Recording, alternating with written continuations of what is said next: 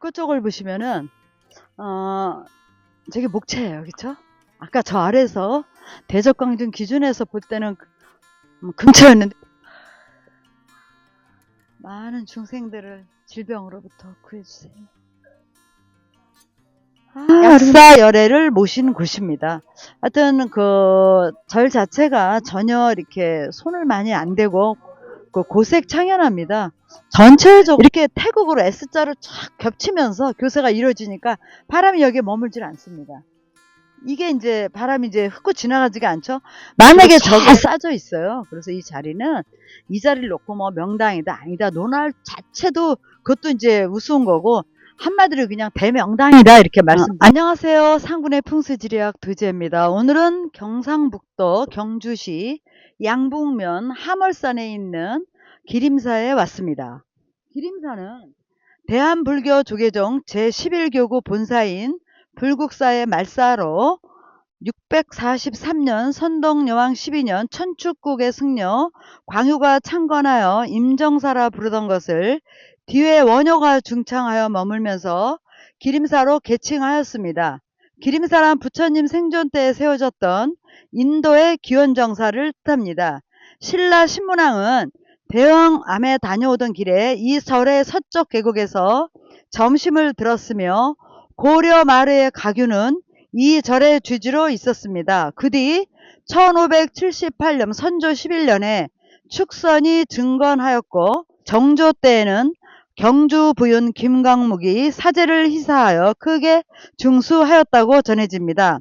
1862년 철종 13년에는 대화제로 113칸의 당후가 제가되었으나 이듬해 봄에 사찰의 승려들이 부윤 송우화 등의 시주를 받아 공사를 시작하여 가을에 복원하였습니다. 그 뒤 1878년 고종 15년에 중수를 거쳐 1905년에는 해운이 다시 중수하였으며 30일 본산 시대에는 월성군 일대를 관장하였으나 현재는 불국사에 그 자리를 물려주었습니다.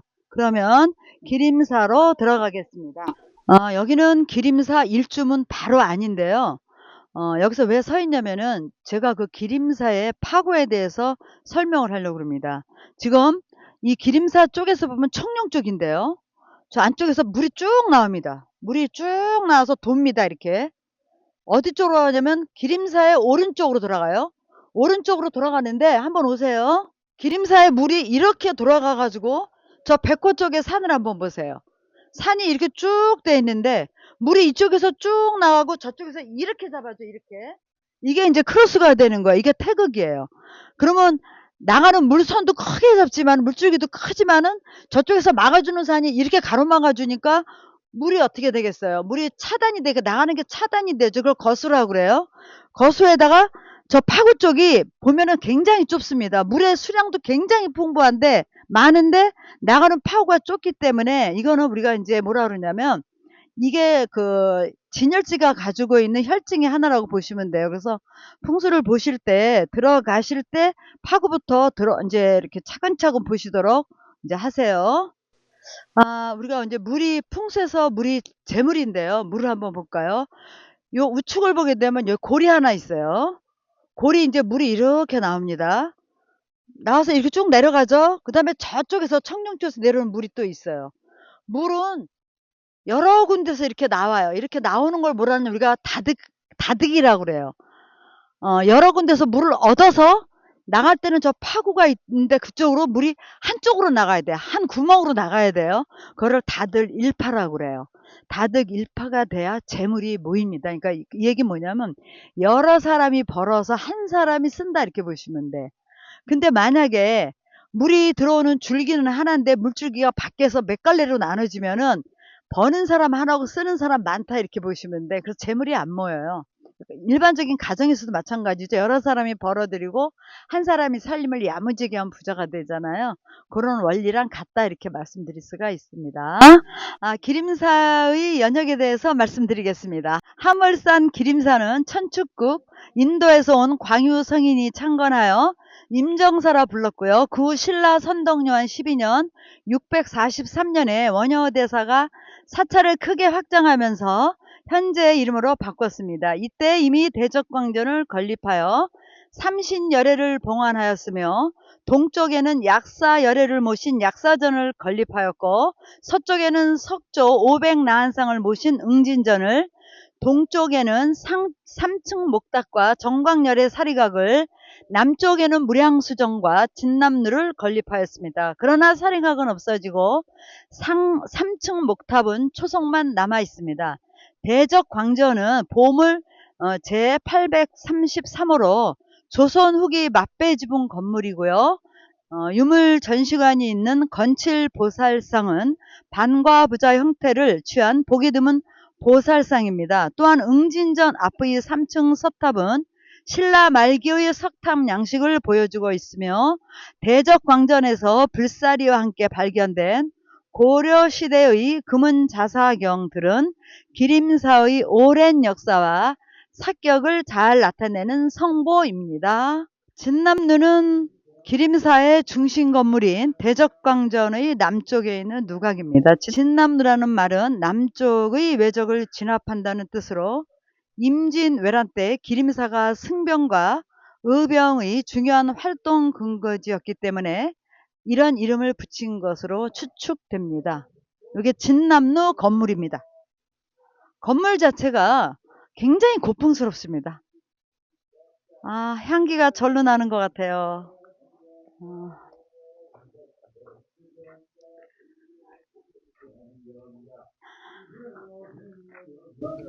감동이다. 대적광전으로 들어가겠습니다. 역시 너무 멋져요.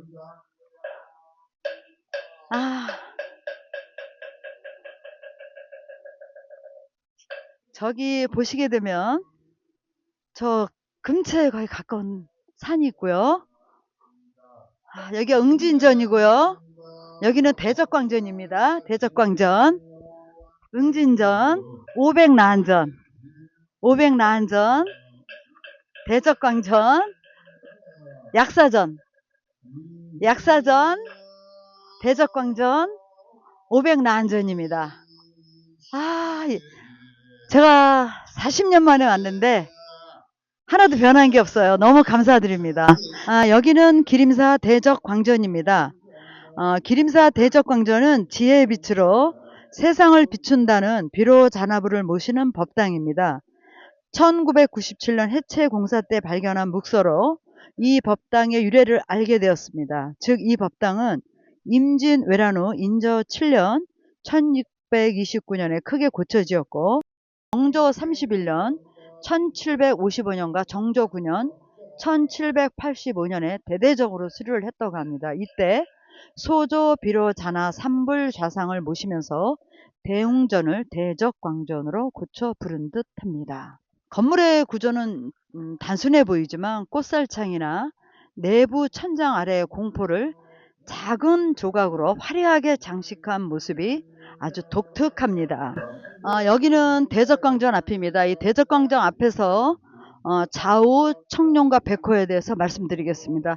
청룡을 보게 되면 목체로서 굉장히 수려합니다. 새가 이쪽으로 날아드는, 봉황이 날아드는 형상이죠. 원래 이 길지 명당에는 저렇게 길성들이 있습니다. 우리가 오행으로 저거는 목체에 해당되고, 이게 삼랑선인데요. 이쪽으로 날아드는 형상이죠, 봉황들이. 이쪽으로 다 향해 있습니다. 그 다음에 이제 백호를 보게 되면 저쪽 섬 저거 이제 금체로 무곡성입니다. 무곡성인데 굉장히 수려하죠. 그러면 이쪽의 기림사는 백호 쪽에는 부로 부기를 다 가지지만 청룡 쪽에는 목체가 있어가지고 귀를 나타내는 이제 길사가 있으니까 여기서 공부하시는 스님들은 정신적으로 수승하신 그런 분들이 나옵니다. 더군다나 여기는 비구니 사찰보다 비구 사찰로서의 위험을 가지고 있어요. 그러니까 귀와 불을 다 가지고 있는 절터다. 이런 데는 사람들이 후덕하고 기세가 대단한 곳입니다. 천년고찰로서 전혀 손색이 없는 곳으로 보기 드문 곳이고, 아까 들어올 때도 봤지만은 그 들어오는 파고도 아주 양쪽 좌우 청백호가 꽉 짰습니다. 크로스 쫙 해가지고 또 나가는 파고도 작습니다. 그리고 물 나오는 곳은 들어오면서 보시지만은 여기저기서 물이 많이 나오기 때문에 그걸 다득이라고 한다고 그랬죠. 다득 일파로서 재물이나 귀한 인연들이 여기는 많이 온다, 이렇게 이제 말씀드릴 수가 있겠습니다. 그 다음에 대적광전의 주벌은 이제 비로자나불이죠. 저 산의 수인을 한번 보세요. 저 손의 수인, 지혜를 주시고 많은 사람을 좋은 빛으로 인도하시는 부처님이십니다. 기운이 엄청납니다, 지금 여기. 그래서 이쪽에 오셔가지고 맑은 지혜를 달라고 기도를 하시면 공부에도 보탬이 되고 정신 건강에도 상당히 좋은 이제 터전이다, 이렇게 말씀드릴 수가 있겠습니다. 아, 세상에 너무 아름다우셔. 어머, 아름다우셔. 많은 중생들을 질병으로부터 구해주세요. 아름다우세요. 이 정각은 약사열애를 모신 불전으로 기림사의 중심 건물인 대적광전의 동쪽에 위치하고 있습니다. 세운 시기는 알 수 없으나 중건기에 효정 5년 1654년에 약사전을 다시 지었다는 기록이 있어 그 이전에 건립되었음을 알 수 있습니다. 이곳은 기림사 응진전입니다. 이 응진전은 500분의 나흔을 모신 정각으로 원래는 16분의 16분이죠. 나흔을 모시는 정각을 응진전이라 하고 500분의 나흔을 모시는 정각을 나흔전이라 하지만 이곳에는 500분의 나흔을 모시고 있습니다. 이 앞에 있는 탑이 기림사 3층 석탑인데요. 기림사 3층 석탑은 대적광전과 진남루 사이 마당에 자리하고 있습니다. 2층으로 된 바닥돌이에 3층으로 몸돌을 올린 형태인데요. 1층 바닥돌이 묻히고 머리 장식 일부가 없어진 상태입니다. 대체적으로 비교적으로 양호한 편인데 참 아름답습니다. 단아하죠? 탑 자체가. 이런 돌담도 예전에 그 돌담입니다. 굉장히 아주 아름답습니다.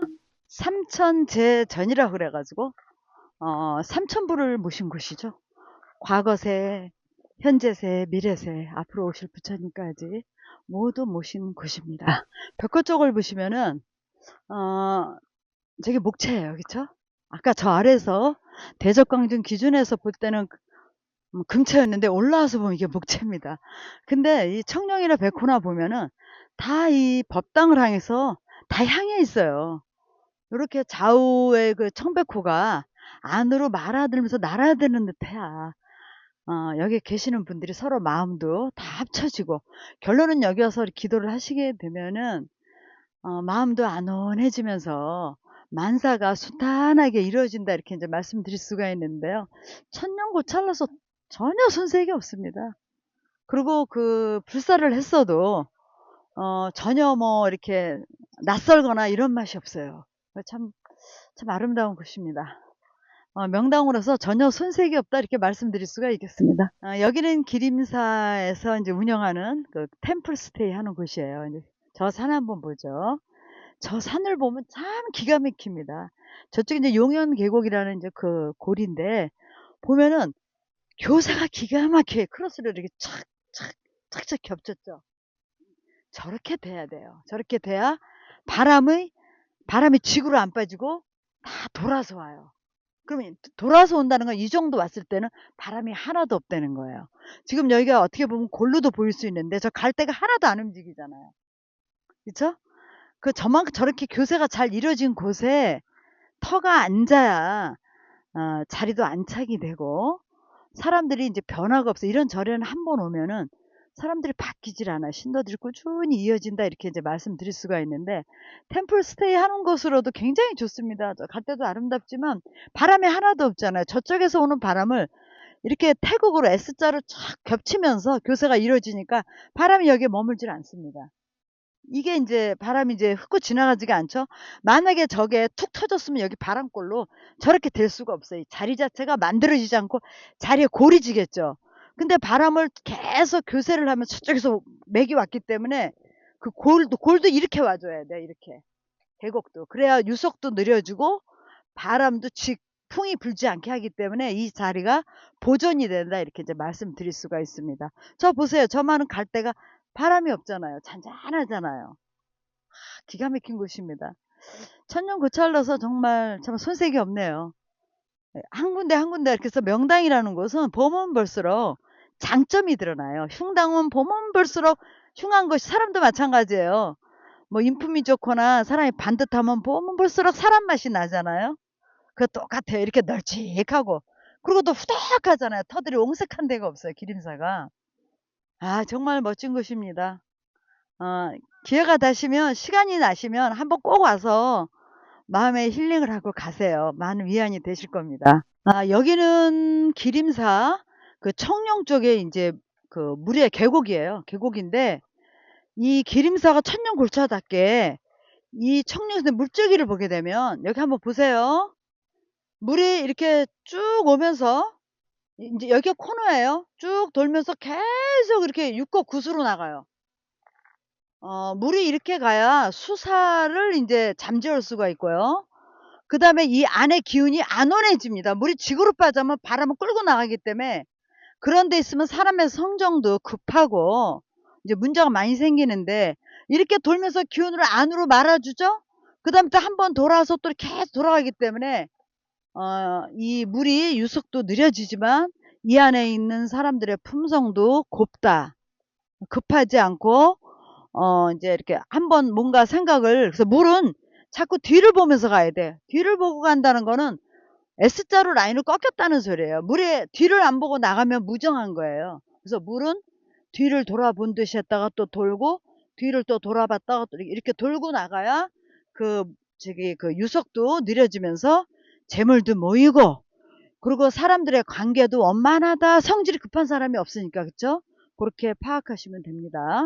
기림사에 이제 총평을 하겠습니다. 기림사는 대적광전을 이제 그게 주 건물이기 때문에 대적광전을 중심으로 제가 분석을 했고요.